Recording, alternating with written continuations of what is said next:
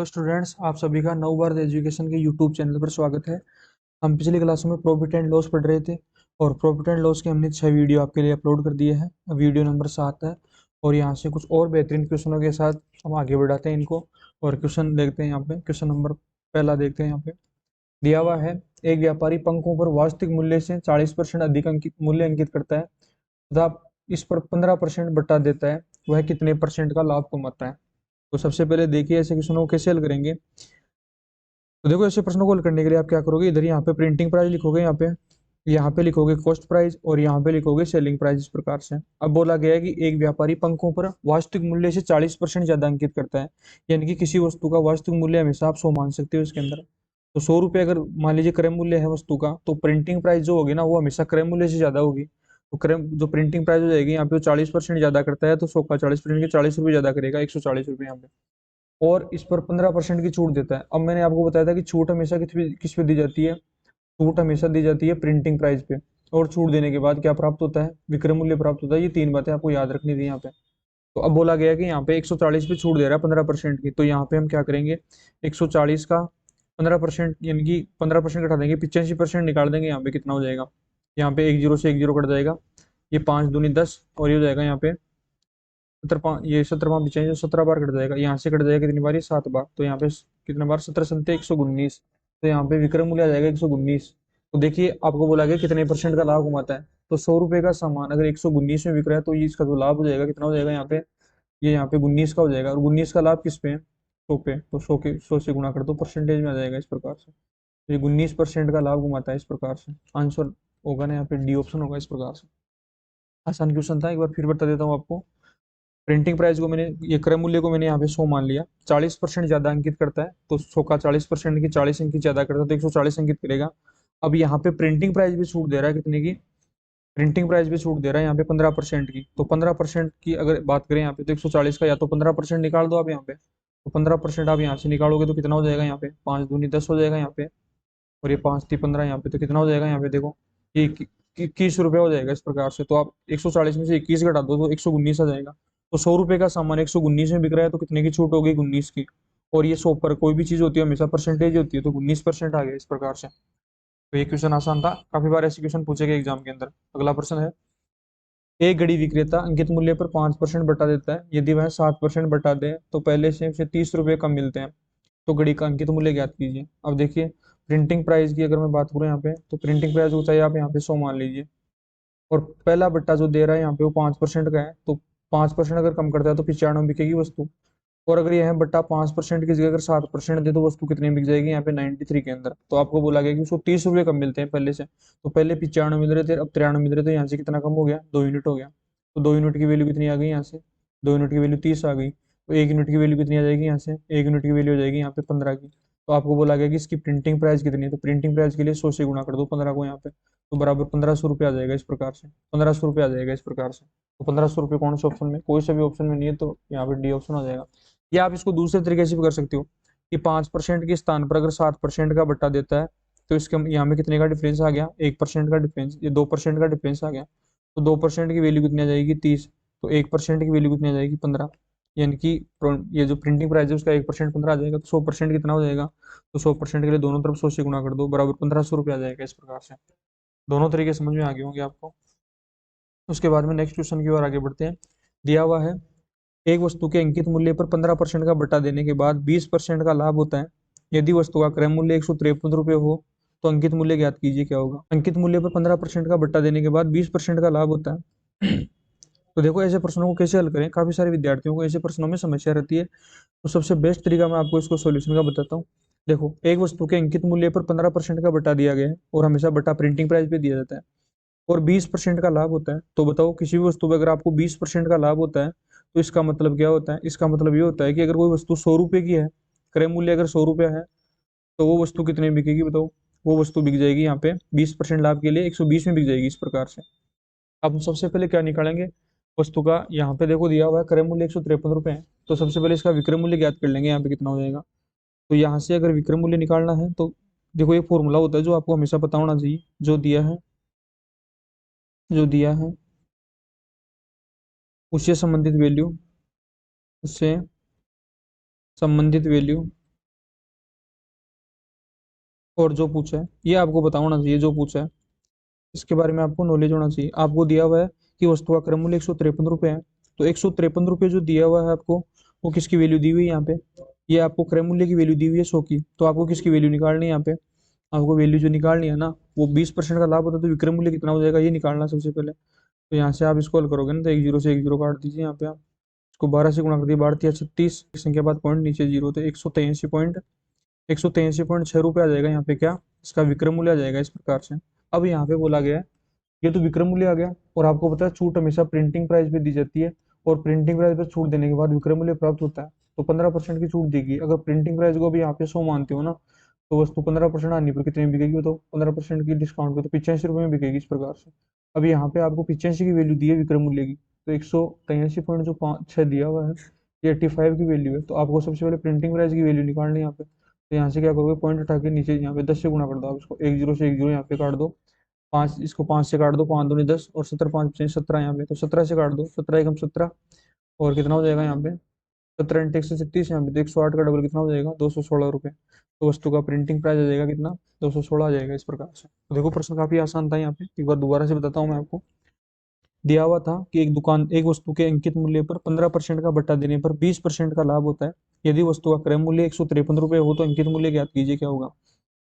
तो सबसे पहले आपको एक कंफर्म चीज ये भी यहाँ पे ये है कि अगर 20% का लाभ हो तो कंफर्म है कि 100 रुपए का सामान 120 में बिकेगा यहाँ पे, और क्रय मूल्य दिया होगा 153। अब 153 जो है ना, क्रय मूल्य यानी 100 की वैल्यू है, और 20% लाभ पर बेचना है यहाँ पे, तो कंफर्म है 183 पॉइंट कितने में बिकेगा? 6 में बिकेगा इस प्रकार से, 183.6 में बिकेगा इस प्रकार से। अब ये विक्रय मूल्य आ गया। अब आपने ना, जैसे आपने बेच दिया तो आपने डिस्काउंट दिया होगा इसके अंदर, तो डिस्काउंट कितने का दिया? 15% का। तो 100 रुपये अगर प्रिंटिंग प्राइस है, अगर 15% का डिस्काउंट दिया तो विक्रय मूल्य यहाँ पे 85 आ जाएगा। तो यानी कि यहाँ पे जो वैल्यू दी हुई है एसपी 183.6 दिया हुआ, ये 85 की वैल्यू तो 100 की वैल्यू हमने यहाँ पे फाइंड आउट कर दी, और क्वेश्चन का उत्तर इजीली निकाल दिया इस प्रकार से। नेक्स्ट क्वेश्चन की ओर आगे बढ़ते हैं। नेक्स्ट प्रश्न में दिया हुआ है, एक व्यापारी अपनी वस्तु पर इतना मूल्य अंकित करता है कि इस मूल्य पर 20% की छूट देने पर उसे 25% का लाभ होता है। यदि वस्तु का क्रय मूल्य 432 रुपया हो तो अंकित मूल्य ज्ञात करो, क्या होगा? अब देखिए सेम प्रोसेस है इसका, सीपी और एसपी लिखेंगे सबसे पहले हम यहाँ पे, और यहाँ पे बोला गया कि 20% की छूट देने पर 25% का प्रॉफिट होता है, यानी कि 100 रुपये का सामान कितने बिकेगा? 125 में बिकेगा इस प्रकार से। यहाँ पे आपको दिया हुआ है, इसका सबसे पहले हम विक्रय मूल्य निकाल लेते हैं, कितना हो जाएगा? विक्रय मूल्य कैसे निकालोगे आप इसके अंदर? ये 432 रुपये है ना, ये क्रय मूल्य की वैल्यू है, 432 रुपये क्रय मूल्य की वैल्यू है, और क्रय मूल्य से संबंधित वैल्यू को नीचे लगाना आपको 100 को। किसकी वैल्यू निकालनी है आपको? आपको 125 की वैल्यू निकालनी है विक्रय मूल्य की। किसकी निकालनी है? 125 की वैल्यू निकालनी है। विक्रय मूल्य कितना हो जाएगा यहाँ पे?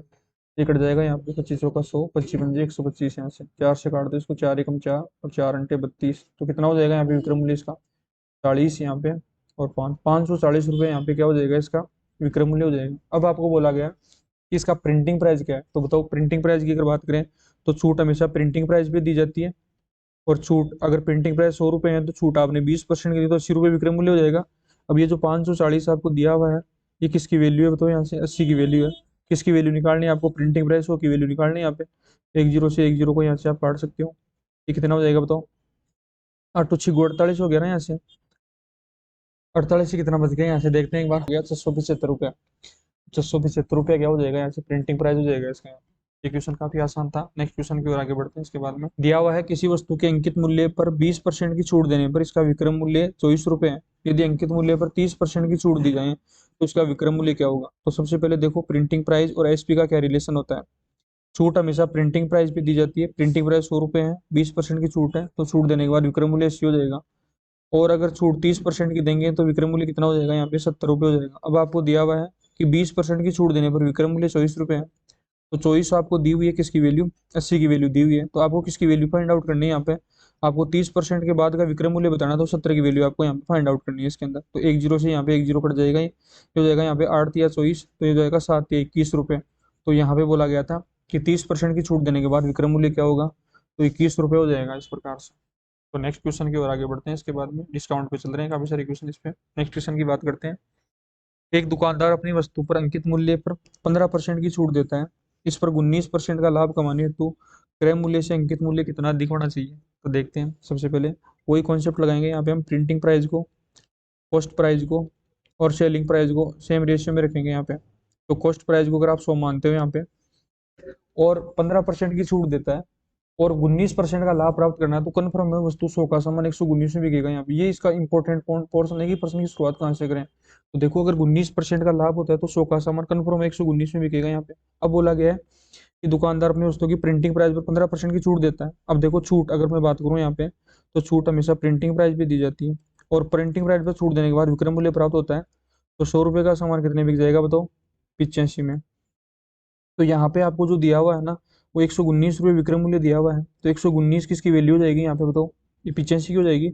और प्रिंटिंग प्राइस निकालने के लिए आप 100 से गुणा कर दोगे यहाँ पे आप। ये संख्या किससे कट जाएगी, 17 से। ये कितने, 17 से कट जाएगी क्या? देखो ये हो जाएगा 17 7 119, 17 5 85 हो जाएगा। 5 से काट दो इसको अब यहाँ पे, 5 दूनी 10 20, तो 140 हो जाएगा इस प्रकार से। तो प्रिंटिंग प्राइस कितनी आ जाएगी यहाँ पे, 140 हो जाएगी। तो कितना परसेंट ज्यादा अंकित करना पड़ेगा इसको, तो 40% ज्यादा अंकित करना पड़ेगा इसको यहाँ पे। तो आपका आंसर जो होगा ना यहाँ पे सी ऑप्शन होगा इस प्रकार से। प्रिंटिंग प्राइस से 40% ज्यादा अंकित करना पड़ेगा ताकि उसको 19% का लाभ हो जाए इस प्रकार से। ऐसे प्रश्नों को रिवर्स फॉर्मेट में पूछ सकता है। कैसे, जैसे आपको बोल देगा कि एक दुकानदार अपनी वस्तुओं पर मान लीजिए लिख देगा कि 40% ज्यादा अंकित करता है और 15% की छूट देता है, तो कितना लाभ कमाता है, तो 19% आ जाएगा इस प्रकार। जैसा कि मैंने एक शुरू का क्वेश्चन कराया था ना, वैसे ही है। नेक्स्ट क्वेश्चन है, एक दुकानदार प्रत्येक वस्तु के मूल्य पर 10% की छूट का दिखावा करता है, परंतु प्रत्येक वस्तु के मूल्य में 20% की वृद्धि कर देता है, वह कितने परसेंट का लाभ कमाता है। तो वही कॉन्सेप्ट अपना यहाँ पे प्रिंटिंग प्राइस, कॉस्ट प्राइस और सेलिंग प्राइस को लिखने का। यहाँ पे कॉस्ट सीपी को हम कॉस्ट प्राइस को 100 रुपये मान लेते हैं। 10% छूट का दिखावा करता है परंतु प्रत्येक वस्तु के मूल्य पर 20% की वृद्धि करता है। तो 20% की वृद्धि करता है तो 100 की जगह कितना प्रिंट करेगा, 120 करेगा। अब हमेशा छूट हमेशा किस पे दी जाती है, प्रिंटिंग प्राइस पे। अब ये बोल रहा है कि मैं इस पे कितनी 10% की छूट देता हूँ, यानी कि मैं 90% प्राइस पे वस्तुओं को बेचता हूँ। तो आप क्या करोगे, 120 का 90/100 करोगे, 120 का 90/100 करोगे और प्रिंटिंग प्राइस पर छूट देने के बाद विक्रय मूल्य प्राप्त होता है, तो बार नाम 108 हो जाएगा इस प्रकार से।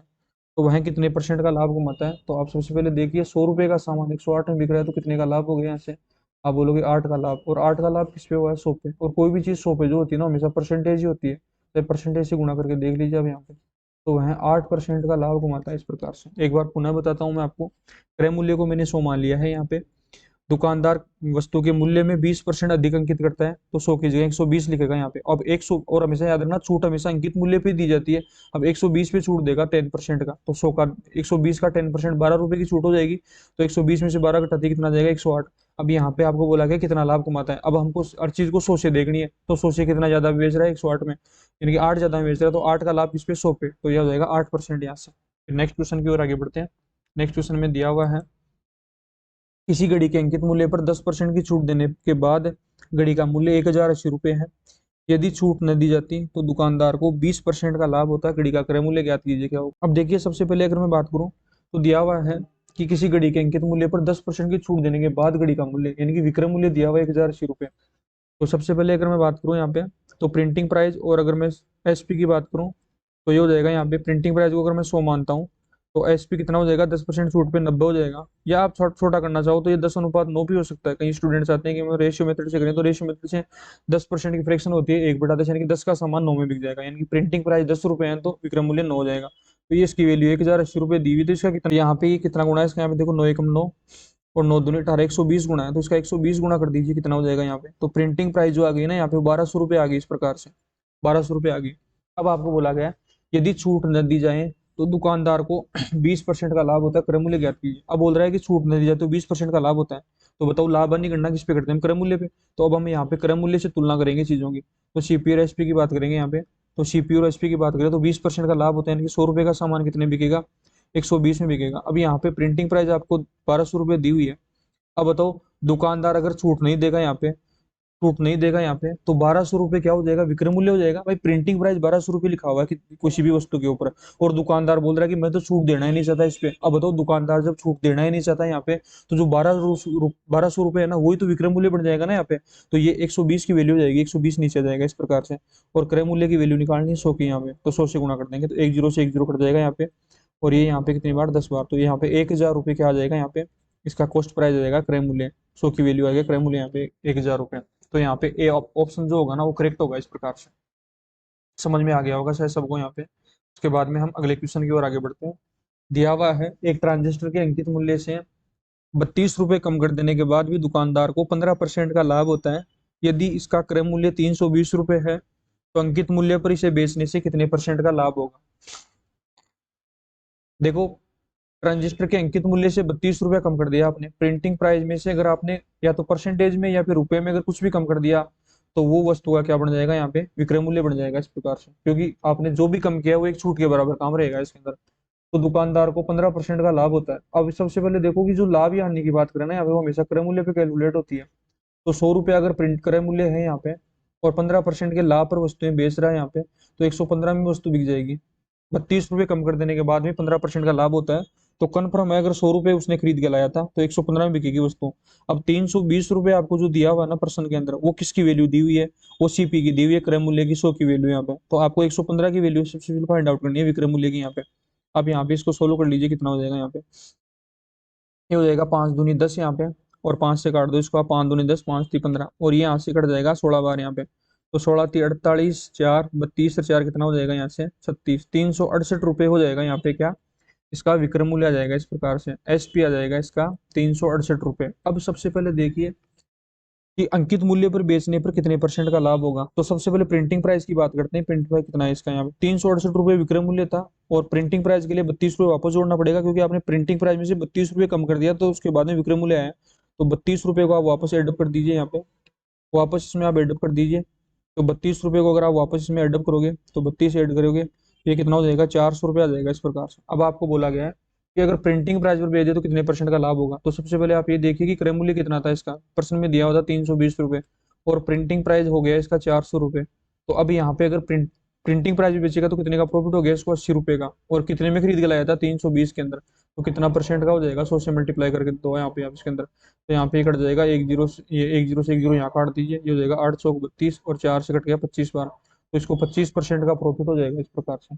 तो अगर वस्तु को वह प्रिंटिंग प्राइस पे बेचना चाहता है तो वह 25% का क्या करेगा, यहाँ पे प्रॉफिट कमाएगा इस पर। क्वेश्चन नंबर 10 देखिए, अब यहाँ पे क्वेश्चन में दिया हुआ है, एक दुकानदार अपने ग्राहकों को 10% बट्टा देकर देकर भी 25 26% का लाभ कमाता है।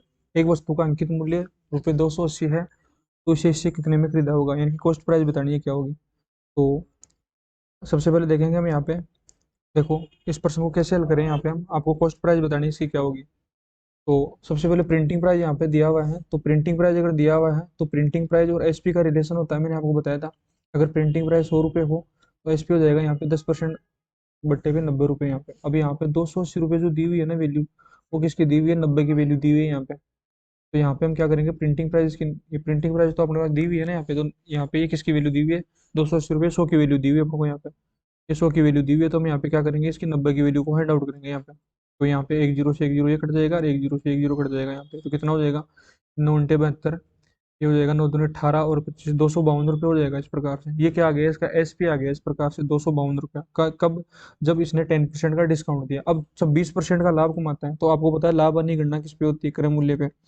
तो सीपी को अगर 100 रुपये मानते हैं ना सीपी को, तो एसपी कितना हो जाएगा यहाँ पे, 26% लाभ के लिए 126 में। अब 252 जो दी हुई है ना अपन को, ये किसकी वैल्यू है, 126 की, तो 100 की वैल्यू अपन फाइंड आउट कर लेंगे यहाँ पे। तो कितना आ जाएगा, ये 2 बार कट जाएगा यहाँ पे, तो 200 रुपये के आ जाएगा यहाँ पे, ये इसके क्रय मूल्य की वैल्यू आ जाएगी इस प्रकार से। फिर नेक्स्ट क्वेश्चन की ओर आगे बढ़ते हैं इसके अंदर। नेक्स्ट क्वेश्चन दिया हुआ है, किसी कमीज तथा पेंट के अंकित मूल्य 1:2 के अनुपात में है, दुकानदार कमीज पर 40% की छूट देता है, उसी कमीज और पेंट दोनों को मिलाकर 30% की छूट देता है, पेंट पर दी गई छूट बतानी है क्या होगी। तो कमीज और पेंट की बात हो रही है, कमीज और पेंट की बात हो रही है, कमीज और पेंट की, कमीज और पेंट का जो मूल्य है उसका अनुपात है 1:2। दुकानदार कमीज पर 40% की छूट देता है, और कमीज प्लस पेंट दोनों को मिला के 30% की छूट देता है। कमीज और पेंट दोनों को मिला के जो छूट दे रहा है यहाँ पे, वो दे रहा है 30% की छूट। यहाँ पे देखो, इस प्रश्न को बहुत आसानी से अगर आपको करना है ना, तो आप सबसे पहला काम ये कीजिए, रेशियो का मामला है 1:2, यानी कि अगर ये 1 यूनिट इसका मूल्य है तो ये 2 यूनिट हो जाएगा। तो आप इसको यहाँ पे क्या करो, इसको 100 रुपये की मान लो कमीज को, और पेंट को मान लो आप 200 रुपये का। तो बताओ, अगर कमीज पर 40% की छूट है तो इसका विक्रय मूल्य कितना हो जाएगा यहाँ पे, 40% की 60 रुपये हो जाएगा इस प्रकार से। और पेंट पे अगर मैं छूट की बात करूँ, कमीज और पेंट दोनों को मिला के अगर प्राइस की बात करूँ, तो 100 और 200 टोटल कितना हो जाएगा, 300 हो जाएगा। अब 300 पे कितने की छूट दे रहा है यहाँ पे, 30% की, तो टोटल मूल्य कितना हो जाएगा इसका, दोनों पे अगर मिला के छूट दे रहा है तो ये 210 रुपये हो जाएगा इस प्रकार से, क्योंकि यहाँ पे 300 का 30% निकालोगे तो 90 हो जाएगा, तो 210 हो जाएगा इस प्रकार से। यानी कि कमीज प्लस पेंट का जो मूल्य हो जाएगा ना वो हो जाएगा 210, और कमीज जो है ना उसका मूल्य हो जाएगा 60 रुपये। तो यहाँ पे सबसे पहले पेंट का मूल्य देख लेंगे कितना हो जाएगा। तो 210 में से कितना घटा दोगे आप, 60, बराबर 150 रुपये की क्या हो जाएगी यहाँ पे, पेंट हो जाएगी। अब देखो पेंट का मूल्य अगर 200 रुपये है, अगर उसका विक्रय मूल्य अगर 150 रुपये है, तो कितने का डिस्काउंट कर दिया यहाँ पे, 50 का, किस पे, 200 पे। तो 100 पे कितना हो जाएगा ये आप फाइंड आउट कर लीजिए, 2 जीरो से 2 जीरो कट जाएगा, और ये आ जाएगा यहाँ पे 25%। तो पेंट पे दी गई छूट कितनी की आ जाएगी यहाँ पे, 25% आ जाएगी इस प्रकार से। तो ये थे कुछ क्वेश्चन यहाँ पे। अगली क्लास में मिलते हैं और क्वेश्चनों के साथ आगे बढ़ेंगे। तब तक इन वीडियो को देखिए, ये वीडियो आपके लिए रेलवे ग्रुप डी और एनटीपीसी में बहुत काम में आने वाले हैं। इनसे बाहर कुछ भी नहीं रहेगा, इसलिए आप इन क्वेश्चनों को रेगुलर रूप से देखते रहिए ताकि आपको आने वाली प्रतियोगी परीक्षाओं में काफी फायदा मिले। ठीक है, अगली क्लास में मिलते हैं फिर। अगर आपको वीडियो पसंद आया हो तो इस वीडियो को लाइक कीजिए और चैनल को सब्सक्राइब कीजिए आप।